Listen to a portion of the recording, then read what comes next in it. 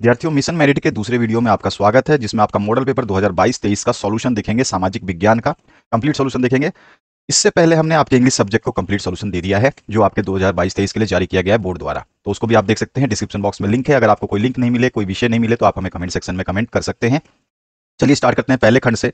यदि आप इसके सॉल्यूशन का पीडीएफ चाहते हैं तो आप व्हाट्सएप पे कांटेक्ट कर सकते हैं इसके सॉल्यूशन के पीडीएफ के लिए। यदि आपको केवल प्रश्न पत्र चाहिए तो वो वेबसाइट पर भी अवेलेबल है, और इस वीडियो का डिस्क्रिप्शन बॉक्स में भी हमने उसकी लिंक दे दी है मॉडल पेपर की। तो पहला जो प्रश्न है यहाँ पर देखते हैं, रूस की 1917 की अक्टूबर क्रांति का क्या परिणाम हुआ था। तो इस 1917 अक्टूबर की क्रांति का परिणाम यह हुआ था कि जारशाही का अंत हो गया था। तो यहाँ पर जो है आपका बी ऑप्शन बिल्कुल करेक्ट हो जाएगा। नेक्स्ट क्वेश्चन की बात करते हैं। क्वेश्चन नंबर 2 में पूछा गया है, डेमोक्रेशिया शब्द किस भाषा से संबंधित है। तो डेमोक्रेशिया जो शब्द है ये यूनानी भाषा से संबंधित है। इसके बाद जो नेक्स्ट क्वेश्चन है, इसमें पूछा गया आपसे, सामाजिक आर्थिक समानता का समर्थक है। तो सामाजिक आर्थिक समानता का समर्थक जो है वो समाजवाद है, यानी कि बी ऑप्शन आपका करेक्ट हो जाएगा। इसके बाद जो नेक्स्ट क्वेश्चन है, इसमें पूछा गया है, फ्रांसीसी समाज में टाइथ नामक कर की वसूली वहां कौन सा वर्ग करता था। तो वहां पर जो है टाइथ नाम के कर की वसूली जो है वो पादरी वर्ग करता था। तो स ऑप्शन आपका चौथे क्वेश्चन का आंसर सही हो जाएगा। इसके बाद जो पांचवा प्रश्न है, इसमें पूछा गया, निम्नलिखित में कौन सा तत्व भारतीय संविधान की भावना के विपरीत है। तो कौन सा तत्व जो है विपरीत बताना है आपको, भारतीय संविधान के विपरीत। तो यहाँ पर जो हमारा आंसर हो जाएगा पांचवे में, वो हो जाएगा सांप्रदायिकता। ठीक है, तो द ऑप्शन जो है ये इसके विपरीत है। इसके बाद जो नेक्स्ट क्वेश्चन है, इसमें पूछा गया है, बुग्याल किसे कहते हैं। तो बुग्याल जो है ये होता है हमारा ऊंचे पहाड़ों में स्थित घास के मैदान। ठीक है, तो अपना अ ऑप्शन जो है करेक्ट हो जाएगा। उसके बाद है सातवां क्वेश्चन, मार्सिले क्या है। तो मार्सिले जो है फ्रांस का राष्ट्रीय गान है। तो यहाँ पे बी ऑप्शन जो है आपका करेक्ट हो जाएगा। इसके बाद जो नेक्स्ट क्वेश्चन है उसकी बात करते हैं। क्वेश्चन नंबर 8 में, निम्नलिखित में से कौन सा तर्क लोकतंत्र के अर्थ के जो है विपरीत है, यानी कि उल्टा है। तो यहाँ पर जो है सीधा सीधा आ जाएगा आंसर, लोकतंत्र में एक ही धर्म को मानने वाले लोग रहते हैं। ये बिल्कुल गलत कथन है, इसमें विपरीत है। तो यहाँ पे स ऑप्शन आपका करेक्ट हो जाएगा 8वें क्वेश्चन का। इसके बाद 9वां क्वेश्चन जो है, इसमें पूछा गया आपसे, संविधान में वर्णित पंथ निरपेक्षता का क्या अर्थ है। संविधान में जो वर्णित है पंथ निरपेक्षता, उसका क्या अर्थ है। तो उसका अर्थ है सरकार सभी धर्मों, आदर्शों और मान्यताओं को सम्मान देती है। तो यहाँ पर जो है आपका स ऑप्शन जो है 9वें क्वेश्चन का आंसर सही हो जाएगा।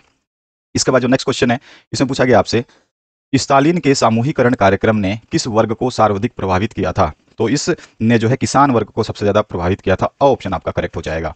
नेक्स्ट जो क्वेश्चन है उसकी बात करते हैं, भारत की किस नदी को दक्षिण की गंगा कहा जाता है। तो भारत की वो नदी जो है गोदावरी है, जिसको दक्षिण की गंगा के नाम से भी जाना जाता है। इसके बाद 12वां जो प्रश्न है, इसमें पूछा गया आपसे, यदि आप ग्रीष्मकालीन अवकाश में करवती जाना चाहते हैं तो किस केंद्र शासित प्रदेश में आप जाएंगे। तो आप जाएंगे लक्षद्वीप में। तो आपका जो है बी ऑप्शन आपका 12वें क्वेश्चन का करेक्ट हो जाएगा। नेक्स्ट जो क्वेश्चन है, इसमें पूछा गया है, मेरा मित्र एक ऐसे देश का निवासी है जिस देश की सीमा भारत देश की सीमा के साथ नहीं लगती है, वह देश कौन सा है। तो वो देश है तजाकिस्तान। ठीक है, तो बी ऑप्शन यहाँ पे करेक्ट हो जाएगा, जिसकी सीमा जो है भारत देश की सीमा से नहीं लगती है। नेक्स्ट क्वेश्चन जो है, निम्नलिखित में जनसंख्या वृद्धि का कारण क्या है। तो देखो, उच्च जन्म होगा, अगर अधिक जन्म होगा तो भी जनसंख्या वृद्धि होगी। अगर मरने वाले मृत्यु दर कम हो जाएगी तो भी जनसंख्या ऑटोमेटिकली वृद्धि होगी, क्योंकि मरने वाले कम है, जन्म लेने वाले ज्यादा हैं। और निरक्षरता तो है ही एक प्रभाव, जो अनपढ़ है वो नहीं जानते जनसंख्या वृद्धि का क्या कारण है। तो उपरोक्त सभी भी इसका सही आंसर है, यानी कि डी ऑप्शन करेक्ट हो जाएगा। 15वें क्वेश्चन की बात करते हैं। तो यहाँ पर जो है आपको निम्नलिखित में से कौन प्राथमिक गतिविधि नहीं है। प्राथमिक गतिविधि की बात कर रहा है। देखो, जो भी गतिविधि आपके प्रकृति से संबंधित होती है वो सारी की सारी प्राथमिक में आती है। कृषि प्रकृति से संबंधित है, खनन जो है, माइनिंग भी आप जमीन खोद के करते हैं, उत्खनन भी आप जो है जमीन खोद करके करते हैं। तो ये सारे प्राथमिक है। लेकिन यहाँ पे पूछा गया नहीं है, नहीं जो है वो बैंकिंग है, बैंकिंग तृतीय क्षेत्र की गतिविधि है। तो यहाँ पे डी ऑप्शन जो हमारा बिल्कुल सही हो जाएगा। इसके बाद जो नेक्स्ट क्वेश्चन है, यहाँ पूछा गया, निम्नलिखित में कौन एक गैर आर्थिक गतिविधि है। गैर आर्थिक गतिविधि पूछी गई है, ध्यान रखना है। तो हमारा जो गैर आर्थिक गतिविधि जिसमें पैसा नहीं कमाते हैं, तो परिवार के लिए खाना बनाना जो है गैर आर्थिक गतिविधि है, जिसमें पैसे नहीं कमाए जाते। गैर आर्थिक गतिविधि का मतलब जिसमें पैसे नहीं मिलते हैं। ठीक है, परिवार के लिए जो खाना हम बनाते हैं वो गैर आर्थिक गतिविधि होती है। बाकी सब में आपको पैसे मिलेंगे। बाजार में मछली बेचना पैसा मिलेगा, एक निजी फर्म में काम करने से भी पैसा मिलेगा, एक संस्थान में शिक्षण कार्य करना यानी कि टीचर का काम करना भी पैसे मिलने के लिए ही होता है। तो आपका परिवार के लिए खाना बनाना गैर आर्थिक गतिविधि में शामिल होगा। 17वां जो क्वेश्चन है, भारत की जलवायु को प्रभावित करने वाले कारक कौन सा नहीं है। तो यहाँ पे जो है सीधा सीधा पूछा है कि कौन सा नहीं है, यही चीज आपको ध्यान रखना है। तो यहाँ पे देखो, अक्षांश, कर्क रेखा और वायुदाब और पवन, तीनों के तीनों जो है कारक हैं। ठीक है ना, इसमें नहीं पूछा है जनसंख्या जो है वायु को जो है आपका जलवायु को प्रभावित नहीं करती। तो यहाँ पे डी ऑप्शन जो है बिल्कुल आपका सही हो जाएगा। इसके बाद जो नेक्स्ट क्वेश्चन है उसकी बात करें, निम्नलिखित में से खाद्य असुरक्षित वर्ग कौन है। तो यहाँ पर जो है खाद्य असुरक्षित वर्ग की बात पूछी गई है। तो हमारा आंसर हो जाएगा पारंपरिक दस्तकार जो है, ये जो है खाद्य असुरक्षित वर्ग हैं। इसके बाद है 19वां क्वेश्चन, एक व्यक्ति कागजों से लिफाफे बना रहा है, उसकी गतिविधि को किस क्षेत्र में सम्मिलित किया जाएगा? तो वो लिफाफा बना रहा है यानी कि सेवा क्षेत्रक हो गया, यानी कि आप सीधा सीधा कह सकते हैं ये तृतीयक क्षेत्रक का काम है। तृतीयक क्षेत्रक में जितने भी सेवा सर्विसेज होती हैं, परिवहन है, बैंकिंग है, वो सारी की सारी आती हैं। तो 100 ऑप्शन यहाँ पे करेक्ट हो जाएगा। इसके बाद जो नेक्स्ट क्वेश्चन है 20वां, जो कि आपका अंतिम एमसीक्यू है, इसके बाद बड़े प्रश्न आएंगे। तो आपके विचार में भारत किस क्षेत्र में रोजगार के सर्वाधिक अवसर सृजित कर सकता है? तो भारत जो है सबसे ज्यादा जो सृजित करेगा वो द्वितीयक क्षेत्रक में करेगा। बी ऑप्शन जो है आपका करेक्ट हो जाएगा। ठीक है, इसके बाद आते हैं नेक्स्ट क्वेश्चन में। यहाँ पे सबसे मेन इंपॉर्टेंट चीज है आपका और ब हो सकता था, लेकिन द्वितीयक क्षेत्रक सबसे ज्यादा है। ठीक है, इसलिए क्योंकि यहाँ पे इंडस्ट्रियलाइजेशन ज्यादा हो रही है। बी ऑप्शन जो है आपका करेक्ट हो जाएगा। नेक्स्ट क्वेश्चन की बात करते हैं। क्वेश्चन जो बड़े आते हैं, खंड बी जो है 50 नंबर का, आप 20 नंबर का कर चुके हैं अभी अभी हमारे साथ में। यदि आपको इसके पीडीएफ का सॉल्यूशन चाहिए तो पीडीएफ सॉल्यूशन के लिए जो है आप व्हाट्सएप पे कॉन्टैक्ट कर सकते हैं, नीचे डिस्प्ले हो रहा है नंबर। और बाकी सब्जेक्ट जैसे मैंने बताया, आपका इंग्लिश जो है 2023 के लिए जो जारी किया गया था मॉडल पेपर न्यू पैटर्न के हिसाब से, उसको सॉल्व करवा दिया हमने, उसको जरूर चेक कर लेना। तो चलिए स्टार्ट करते हैं इसके प्रश्नों के उत्तर। तो यहाँ पे वर्णनात्मक प्रश्न है जिसकी शब्द सीमा जो 80 शब्द बताई गई है। 4 अंकों के प्रश्न देखने को मिलेंगे। पहला प्रश्न पूछा गया है, भारत में चारवाही टैक्स का चरवाहों के जीवन पर क्या प्रभाव पड़ा? किन्हीं दो का उल्लेख जो है आपको कर देना है। तो चारवाही टैक्स अंग्रेज सरकार ने अपनी आय बढ़ाने के लिए यथासंभव प्रयास किए और इस क्रम में जो है चरवाहों पर चराई कर लगाया गया और चरवाहों से चारागाहों में चरने वाले एक एक जानवर पर जो है कर वसूल किया गया या किया जाने लगा। 1850 से 1880 ईस्वी के दशकों के बीच जो है टैक्स वसूली का काम जो है बकायदा जो है बोली लगा करके ठेकेदारों को सौंपा जाता था और ठेकेदार जो है ठेकेदारी पाने के लिए ठेकेदार सरकार को जो पैसे देते थे उसे वसूल करने और साल भर में ज़्यादा से ज़्यादा मुनाफा बनाने के लिए वे जितना चाहे उतना कर जो है वसूल कर सकते थे। हर एक चरवाहे को एक पास जो है जारी किया गया था। ठीक है, और किसी भी चारागाह में दाखिल होने के लिए चरवाहों को जो है पास दिखा करके पहले टैक्स अदा करना पड़ता था। चरवाहों पर जो इसका प्रभाव है उसको भी हम बता देंगे। प्रति मवेशी कर लागू होने पर चरवाहों ने पशुओं की संख्याओं को सीमित कर दिया कि कम से कम पशु चराएंगे तो कम टैक्स देना पड़ेगा। अनेक चरवाहों ने अवर्गीकृत चारागाहों की खोज में स्थान परिवर्तन जो है कर दिया क्योंकि उनको टैक्स देने में दिक्कत हो रही थी। और अनेक चरवाहा समुदायों ने पशुपालन के साथ साथ जो है वैकल्पिक व्यवसायों को अपनाना आरंभ कर दिया, यानी कि पशुपालन के अलावा जो है और दूसरे व्यवसाय जो है उनको अपनाना शुरू कर दिया। इससे पशुपालन करने वालों की कठिनाइयों को जो है आप समझ सकते हैं या समझा जा सकता है। इसके बाद इसका अथवा पाठ पूछा गया है जो 4 नंबर का फिर से आपको देखने को मिलेगा। तो यहाँ पर जो है अथवा पाठ में आपसे पूछा गया अपराधी जनजाति अधिनियम का घुमंतु किस्म के लोगों पर पड़ने वाले प्रभावों के बारे में आपको बताना है। तो ऐसे लोगों को घुमंतु या खानाबदोश कहते हैं जो एक स्थान पर टिक कर नहीं रहते बल्कि अपनी जीविका के लिए एक स्थान से दूसरे स्थान पर घूमते रहते हैं। अपराधी जनजाति अधिनियम का घुमंतु किस्म के लोगों पर पड़ने वाले प्रभाव जो है निम्नलिखित हैं जिनको हम यहाँ पे समझा सकते हैं। अपराधी जनजाति अधिनियम के अनुसार अंग्रेज सरकार खानाबदोश लोगों को संदेह की दृष्टि से देखती थी क्योंकि वो घुमंतु होते थे, परमानेंट नहीं होते थे और उनके घुमक्कड़पन के कारण जो है उनका अनादर करती थी। वे गांव-गांव जाकर के बेचने वाले कारीगरों, व्यापारियों और रेवड़ के लिए हर साल नए-नए चारागाहों की तलाश में रहने वाले और हर मौसम में अपनी रिहाइश बदलने वाले यानी कि आवास बदलने वाले चरवाहों पर यकीन नहीं कर पाते थे। इसलिए औपनिवेशिक सत्ता खानाबदोश कबीलों को जो है अपराधी मानती थी। ठीक है, ये हो गया आपका इसके प्रभाव। इसके बाद दूसरा प्रभाव और भी बता सकते हैं, यहाँ पे तीसरा प्रभाव और भी बता सकते हैं। ये 2 प्रभाव देख लिया। तीसरा प्रभाव में 1871 में औपनिवेशिक सरकार ने आपराधिक जनजाति अधिनियम यानी क्रिमिनल ट्राइब्स एक्ट जो है पारित कर दिया। इस कानून ने दस्तकारों, व्यापारियों और चरवाहों के बहुत सारे समुदायों को जो है अपराधी समुदाय की सूची में रख दिया और वैध परमिट के बिना ऐसे समुदाय को उनके अधिसूचित गांवों से बाहर निकालने की अनुमति नहीं थी और ग्राम में पुलिस उन पर निरंतर जो है नजर रखती थी। ग्राम में मतलब गांव वाली पुलिस। और इस अधिनियम ने उन्हें कुदरती और जन्मजात अपराधी घोषित कर दिया और इस अधिनियम के परिणाम स्वरूप खानाबदोश समुदायों को उनके अधिसूची गांवों से बाहर निकलने की अनुमति नहीं थी और उन्हें खास अनुसूचित गांवों बस्तियों में बस जाने का आदेश दिया गया था। यह अधिनियम इन खानाबदोश समुदायों की घुमंतु क्रियाओं पर बहुत बड़ा जो है घातक प्रहार था। तो इस तरह से प्रभाव को आप बता सकते हैं। कम से कम 2 से 3 प्रभाव आपको लिखने हैं। इसके बाद जो नेक्स्ट पार्ट है, लोकतांत्रिक शासन व्यवस्था को सरकार के अन्य स्वरूपों की अपेक्षा बेहतर क्यों माना जाता है? इसके पक्ष में तर्क देना है। लोकतांत्रिक शासन व्यवस्था जो है वो अच्छा क्यों है? तो देखो, लोकतांत्रिक शासन व्यवस्था को सरकार के अन्य रूपों की अपेक्षा बेहतर माना जाता है क्योंकि इसमें निम्न तर्क जो हैं। पहला तर्क हम दे सकते हैं, लोकतांत्रिक शासन व्यवस्था या लोकतांत्रिक व्यवस्था में नागरिक अधिकार और समानता सम्मान में जो है वृद्धि होती है। लोकतंत्र में अन्य शासकीय व्यवस्थाओं की तुलना में जो भी शासकीय व्यवस्था होती है, जितनी भी शासकीय व्यवस्था होती है, उनकी तुलना में नागरिक की अच्छी स्थिति होती है और इस प्रकार लोकतंत्र नागरिकों की गरिमा में वृद्धि करता है। लोकतंत्र राजनीतिक समानता के सिद्धांत पर आधारित है क्योंकि इसमें राजनीतिक समानता यानी सभी को समानता का अधिकार दिया गया है और यहाँ सबसे गरीब, अनपढ़ को भी वही दर्जा प्राप्त है जो अमीर और पढ़े लिखे लोगों को है। लोग किसी शासक की प्रजा ना होकर के जो है खुद अपने शासक हैं, और लोकतंत्र सरकार के अन्य स्वरूपों की अपेक्षा बेहतर है क्योंकि यह हमें इसकी गलती सुधारने का अवसर भी प्रदान करती है। ठीक है। उसके अलावा जो है लोकतंत्र जो है मतभेदों और विवाद, जो भी विवाद होते हैं उससे निपटने का जो है अच्छा तरीका जो है उपलब्ध कराता है, क्योंकि इसमें कानून वानून है। और लोकतंत्र निर्णय लेने की गुणवत्ता में सुधार करता है क्योंकि यह मंत्रणा यानी कि विचार विमर्श पर जो है ये आधारित होता है।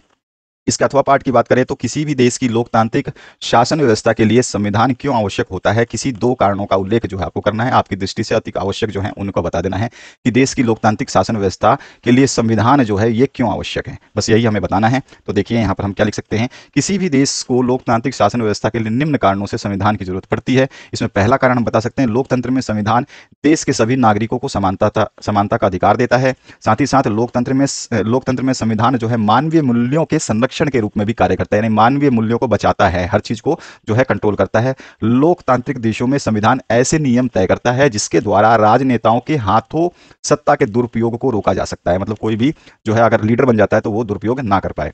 और संविधान उन आदर्शों को सूत्रबद्ध करता है जिनके अनुसार नागरिक अपने देश का निर्माण अपनी इच्छा और सपनों के अनुसार कर सकते हैं। और लोकतंत्र में संविधान नागरिकों के शोषण से रक्षा करता है, और सबसे अधिक महत्वपूर्ण, संविधान देश की राजनीतिक व्यवस्था को तय करता है। तो ये सारे रीजंस की वजह से संविधान आवश्यक होता है। उसके बाद जो है तीसरा क्वेश्चन इसमें पूछा गया, यदि भारत के मैदानी क्षेत्र में गंगा नदी ना होती तो मैदानी क्षेत्र पर इसका क्या प्रभाव पड़ता है, इसको स्पष्ट करना है। 4 अंकों का प्रश्न है। तो गंगा हिमालय में स्थित गंगोत्री नामक स्थान से निकलती है और हिमालय की बर्फ पिघल करके जो है इसमें आती रहती है। अतः इस नदी में पूरे वर्ष जो है जल भरा रहता है। इस नदी का जल जो है करोड़ों लोगों की प्यास बुझाता है। करोड़ों पशु पक्षी इसके जल पर जो है निर्भर रहते हैं, और लाखों एकड़ जमीन इस जल से जो है सिंचित होती है, यानी सिंचाई की जाती है। गंगा नदी अपने तटवर्ती क्षेत्रों की भूमि को उपजाऊ बना करके चलती है, और भूमि को यह सींचती भी है। ठीक है, क्योंकि जहां से गुजरती है वहां पे उपजाऊ हो जाएगी ऑटोमेटिक, क्योंकि जमीन पानी सोखती है। अतः कृषि की समृद्धि में इसका बहुत बड़ा योगदान है।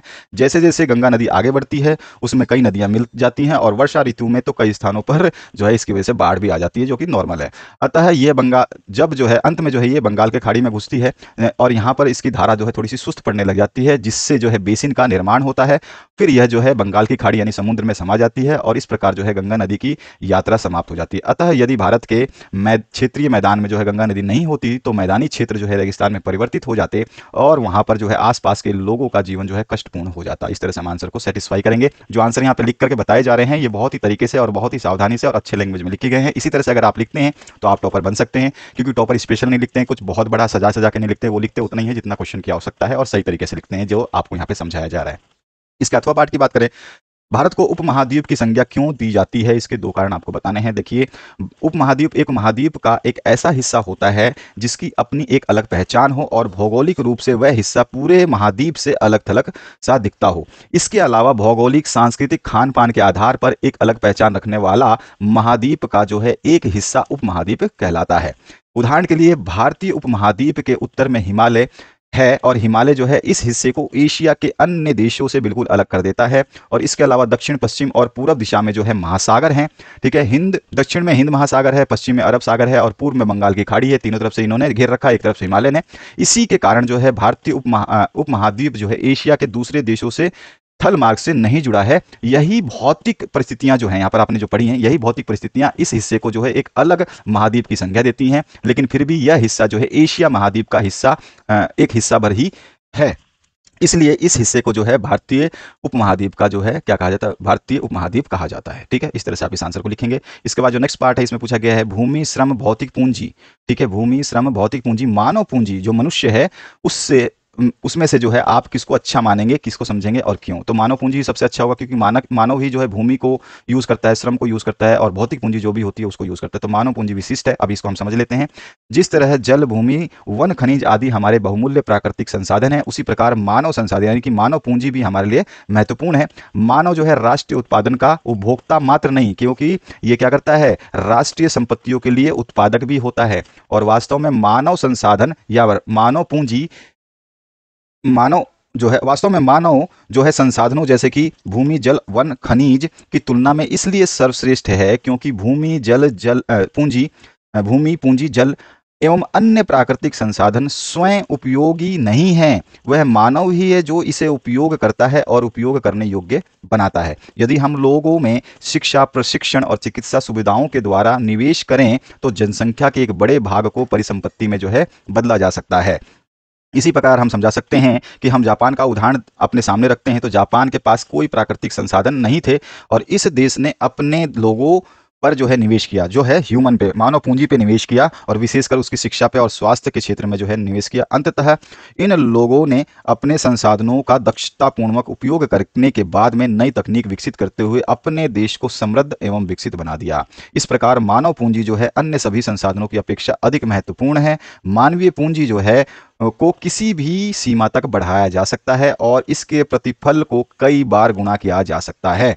और भौतिक पूंजी का निर्माण, प्रबंध एवं नियंत्रण मानवीय पूंजी के द्वारा ही किया जाता है और मानव पूंजी केवल स्वयं के लिए ही कार्य नहीं करती बल्कि अन्य साधनों को भी क्रियाशील बनाती है। तो इस तरह से जो है हम डिस्क्राइब करेंगे मानव पूंजी जो है सर्वश्रेष्ठ है, ठीक है, अत्यधिक महत्वपूर्ण है। ये चीज पूछी गई थी। अब इसके अथवा पार्ट में भी एक क्वेश्चन पूछा गया है, आपको एक ही करना होता है अथवा में से, चाहे ऊपर वाला करे या नीचे वाला। क्या शिक्षित बेरोजगारी भारत की प्रमुख समस्या है? इस संबंध में अपना आप जो है मत स्पष्ट कीजिए। तो भारत में शिक्षित बेरोजगारी एक भीषण समस्या बनकर उभर कर आ रही है। भारत में युवाओं का प्रतिशत सबसे अधिक है, यानी कि जो युवा वर्ग है जो 18-19 साल से ऊपर है और जो पढ़े लिखे हैं, और वह हर दिन रोजगार पाने के लिए लंबी कतारों में खड़े हो जाते हैं और शिक्षित होने के बावजूद बहुत युवकों को जो है उचित नौकरी नहीं मिल पाती है। और भारत जो है दूसरी सबसे बड़ी आबादी वाला देश है। हाल के वर्षों में शिक्षा वृद्धि के कारण जो है आधुनिक युवाओं को जो है अच्छी तरह से शिक्षित किया गया है। उनके पास बीई, एमबीए, एमबीबीएस, पीएचडी जैसी डिग्रियां जो है अवेलेबल है, पीएचडी जैसी डिग्री अवेलेबल है या अच्छी डिग्री हैं।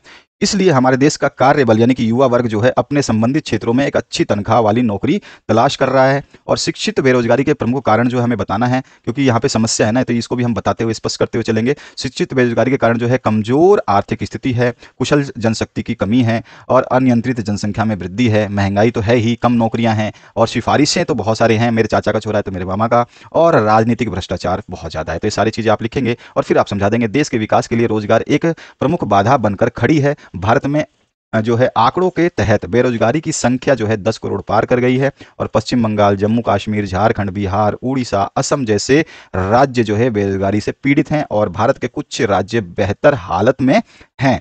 जरूरी है सही दिशा, योजनाओं और शिक्षा प्रणाली में बदलाव की। भारत सरकार कोशिशें कर रही है और आशा है कि वर्तमान में उद्योग और विभिन्न क्षेत्र में रोजगार पाने की व्यवस्था में भी जो है सुधार होगा। तो इस तरह से इस आंसर को लिखेंगे, तरीके से लिखेंगे। अब वर्णनात्मक प्रश्नों की बात करें तो यहाँ पे 6 अंकों के प्रश्न देखने को मिलेंगे, इनको हमें सॉल्व करना है। तो फ्रांस की क्रांति कब हुई और इस क्रांति ने विश्व को किस प्रकार प्रभावित किया? तो फ्रांस की क्रांति जो है 1789 से 1799 के बीच में 10 साल तक चली थी और जो है यह 14 जुलाई 1789 को शुरू हुआ।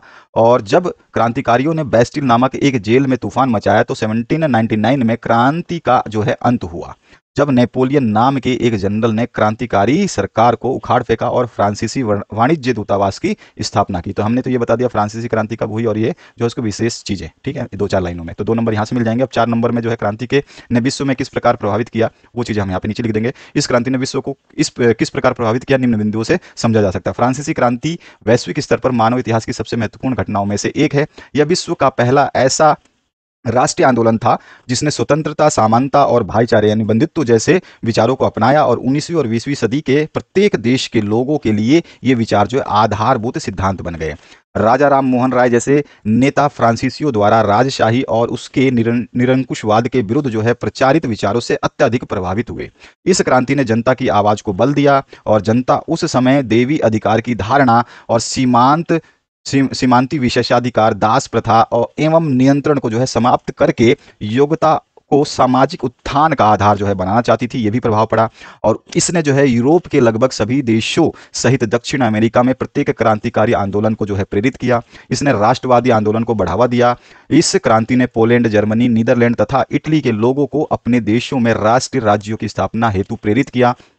इसने राजतंत्रात्मक स्वेच्छारी शासन का अंत कर यूरोप तथा विश्व के अन्य भागों में गणतंत्र की स्थापना को बढ़ावा दिया और इसने देश के सभी नागरिकों के लिए समान अधिकार की अवधारणा का प्रचार किया, जो बाद में कानून के सम्मुख लोगों की समानता की धारणा का आधार बना। तो ये सारे के सारे जो है इसके परिणाम देखने को मिले विश्व में। इसके अथवा पाठ में जो है समाजवाद से क्या तात्पर्य है और समाजवादी किस प्रकार का परिवर्तन चाहते थे, ये आपको बताना है। तो समाजवाद एक आर्थिक सामाजिक दर्शन है और समाजवादी व्यवस्था में धन संपत्ति का स्वामित्व और वितरण जो है समाज के नियंत्रण के अधीन रहते हैं। आर्थिक, सामाजिक और वैचारिक प्रत्यय के दौर पर समाजवाद की निजी संपत्ति पर आधारित अधिकारों का जो है विरोध करते हैं। तो समाजवाद में क्या होता है कि ये जो है सामाजिक, आर्थिक, वैचारिक प्रत्यय के तौर पर जो भी समाजवाद होते हैं वो जो भी आपका निजी पर्सनल संपत्ति है उसके अधिकारों पर जो है विरोध जताते हैं। और समाजवाद की एक बुनियादी प्रतिज्ञा यह है कि संपदा का उत्पादन और वितरण जो है समाज और राज्य के हाथों में होना चाहिए, किसी एक के हाथ में नहीं होना चाहिए। अब इसके बाद में हम इस परिवर्तन से क्या चाहते थे, तो समाजवादी जो है निम्नलिखित परिवर्तन चाहते थे। वे जो है देख सकते हैं आप कि वे निजी संपत्ति के विरोधी थे, यानी वे संपत्ति पर निजी स्वामित्व को सही नहीं मानते थे। वे संपत्ति के निजी स्वामित्व की व्यवस्था को ही सारी समस्याओं की जड़ मानते थे। साथ ही साथ कुछ समाजवादियों को कोऑपरेटिव, ये पूरा का पूरा कोऑपरेटिव है, ठीक है।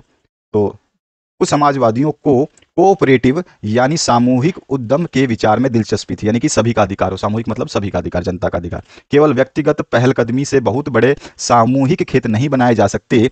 वे चाहते थे कि सरकार अपनी तरफ से सामूहिक खेती को जो है बढ़ावा दे। वे चाहते थे कि सरकार पूंजीवादी उद्यम की जगह जो है सामूहिक उद्यम को बढ़ावा दे। साथ ही साथ समाजवादी ये भी चाहते थे कि सहकारी समितियां लोगों का संग बने, यानी कि लोगों का साथ बने, उनका जो है मार्गदर्शन करें और जो मिलजुल करके जो है वस्तुओं का उत्पादन करें और सदस्यों द्वारा किए गए कार्य के अनुसार उनमें जो है मुनाफे को बांट दे। तो ये सारे समाजवादी चाहते थे। इसके बाद जो है छठा प्रश्न, इसमें पूछा गया मूल अधिकार से क्या आशय है। वर्तमान संदर्भ में अभिव्यक्ति की स्वतंत्रता के अधिकार की जो है आपको विवेचना करनी है। तो मूल अधिकार से क्या आशय है, तो वे अधिकार जो लोगों के जीवन के लिए अति आवश्यक या मौलिक समझे जाते हैं उन्हें ही मूल अधिकार कहा जाता है। प्रत्येक देश में लिखित या अलिखित संविधान में नागरिक के मूल अधिकार को मान्यता दी गई है और मूल अधिकार का एक दृष्टांत यह है कि राज्य नागरिकों के बीच परस्पर विभेद नहीं करेगा, यानी किसी से भी जो है ऊंच नीच नहीं करेगा राज्य। अब अभिव्यक्ति की स्वतंत्रता के अधिकार की विवेचना कर देते हैं। तो अभिव्यक्ति की स्वतंत्रता में आपका विवेचना करना है। तो भारत के संविधान के अनुच्छेद 19 के तहत लिखित और मौखिक रूप से अपना मत प्रकट करने हेतु अभिव्यक्ति की स्वतंत्रता, यानी कि आप जो बोलना चाहते हैं, आप जो कहना चाहते हैं उसकी बात कर रहा है। अभिव्यक्ति की स्वतंत्रता के अधिकार का प्रावधान किया गया है, किंतु अभिव्यक्ति की स्वतंत्रता का अधिकार निरपेक्ष नहीं है, इस पर युक्त निर्बंध हैं। साथ ही साथ भारत की एकता, अखंडता एवं संप्रभुता पर खतरे की स्थिति में, वैदेशिक संबंधों पर प्रतिकूल प्रभाव की स्थिति में, न्यायालय की अवमानना की स्थिति में इस अधिकार को बाधित किया जा सकता है। कुछ प्रावधान इस तरह से दिए गए हैं। आपको ये सारे स्टेप्स अच्छी तरह से याद रखना क्योंकि अनुच्छेद में लिखे हुए पॉइंट्स हैं। इसके बाद में भारत में सभी नागरिकों को विचार रखने, भाषण देने और अपने व अन्य व्यक्तियों के विचारों के प्रचार की जो है स्वतंत्रता प्राप्त है। साथ ही साथ प्रेस, पत्रकारिता भी विचारों के प्रचार का एक ही साधन है और इसके लिए अनुच्छेद 19 में प्रेस की स्वतंत्रता भी शामिल की गई है। इन पॉइंटों से आप समझा सकते हैं। इसके बाद आते हैं हम नेक्स्ट क्वेश्चन की तरफ, जिसके अथवा पाठ को हम करेंगे गठबंधन सरकार का क्या अर्थ है और गठबंधन सरकार के परिप्रेक्ष्य में प्रधानमंत्री की शक्तियों की जो है विवेचना कर देनी है। तो सबसे पहले गठबंधन सरकार बता देते हैं। गठबंधन सरकार का मतलब होता है जब कोई पार्टी बहुमत में नहीं आ पाती है तो उसे जो है दूसरी पार्टी अपना समर्थन यानी अपना वोट देकर के, यानी दूसरी पार्टी जो है उसको वोट देती है, जिससे वह सत्ता में आ जाती है। यानी कि वो हारने वाली थी, बाहर निकलने वाली थी, तो उसको बचा लिया जाता है। और वह ये इसी तरह से हो गया जैसे आप फेल होने वाले हैं और आपको 2 नंबर की कमी थी और आपके दोस्त ने 2 नंबर या 3 नंबर का क्वेश्चन बता दिया। तो इस तरह से जो दूसरा आदमी है वो दूसरे पार्टी की मदद करता है, तो और वह जो है सरकार बनाने के लायक हो जाता है। जब उसको वोट दे दिया जाता है, समर्थन प्राप्त होता है, तो उसे ही हम गठबंधन सरकार कहते हैं, यानी कि मेरी मदद से वो सरकार बनी है, इस तरह से।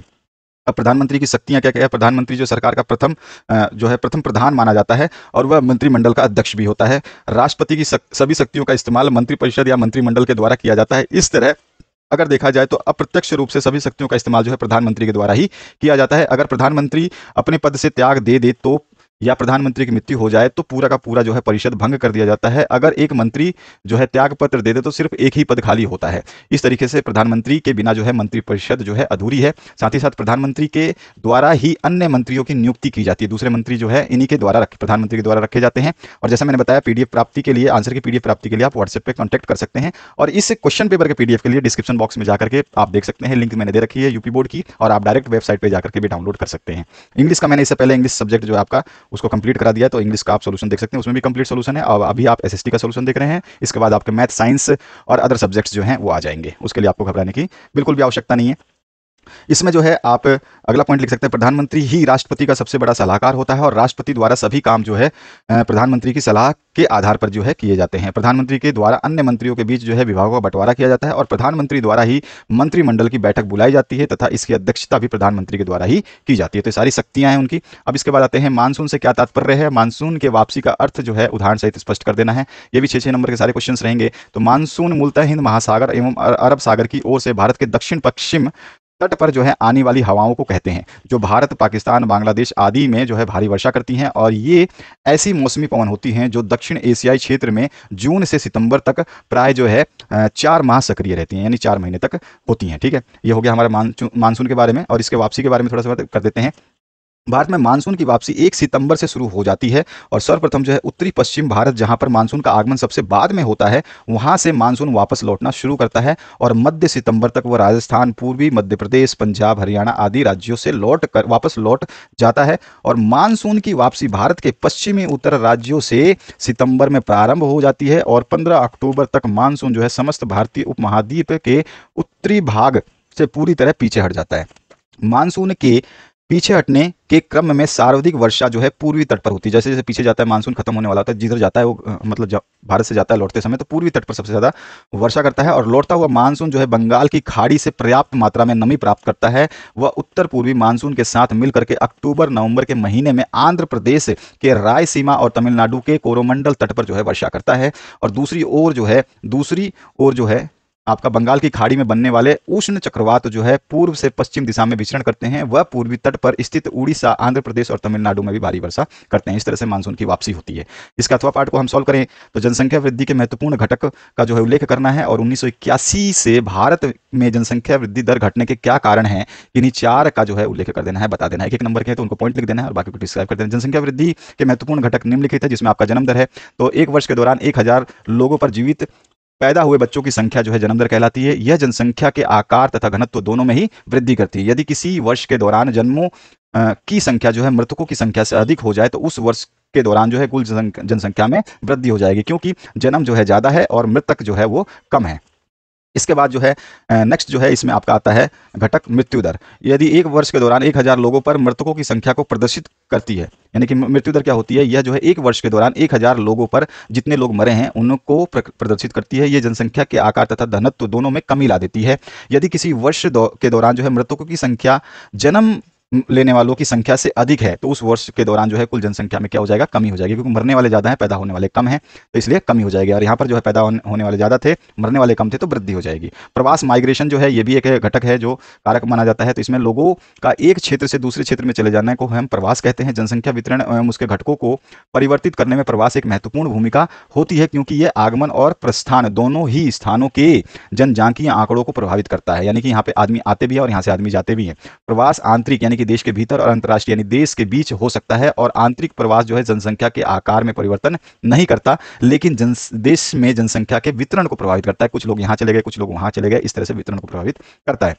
अब 1981 में जो है क्यों घट रही है हमारी जनसंख्या, तो 1981 में परिवार कल्याण विधियों यानी कि गर्भ निरोधक के उपायों को अपनाने से जो है के कारण जन्म दर में तेजी से कमी आई है, जिसके कारण जनसंख्या की वृद्धि घट रही है। साथ ही साथ स्वास्थ्य के प्रति महिलाओं की अधिक जागरूकता जो है इसको बढ़ावा देना भी जो है जनसंख्या वृद्धि को घटा रही है। और महिलाओं में शिक्षा का तेजी से प्रसार करना ये भी जो है जनसंख्या वृद्धि को घटा रही है। और सरकारी नारे हम दो हमारे दो का तीव्र गति से प्रचार प्रसार जो है ये भी जनसंख्या वृद्धि को घटा रही है। तो ये सारे रीजन है, इनमें आपको 4 नंबर मिल जाएंगे और टोटल मिला के आपको 6 नंबर मिल जाएंगे, ये पूरा लिखते हैं। तो इसके बाद आते हैं नेक्स्ट पार्ट में। तो इसमें हरित क्रांति का अर्थ क्या है और भारत के खाद्यान्नों में आत्मनिर्भर बनाने में हरित क्रांति का योगदान क्या है, ये स्पष्ट है। हरित क्रांति के शाब्दिक अर्थ है कृषि क्षेत्र में होने वाला तीव्र परिवर्तन, एक ऐसा परिवर्तन जिसने न केवल उत्पादन में वृद्धि हुई वरन जो है बल्कि फसलों की गुणवत्ता में भी सुधार हुआ। भारत में हरित क्रांति की शुरुआत जो है 1967-68 में हुई थी और इससे प्रारंभ करने का जो श्रेय है वो प्रोफेसर नॉर्मन बोरलॉग को जाता है।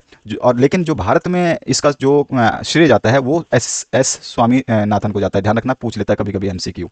तो इसका जनक जो है ये माने जाते हैं या इसका श्रेय माना जाता है।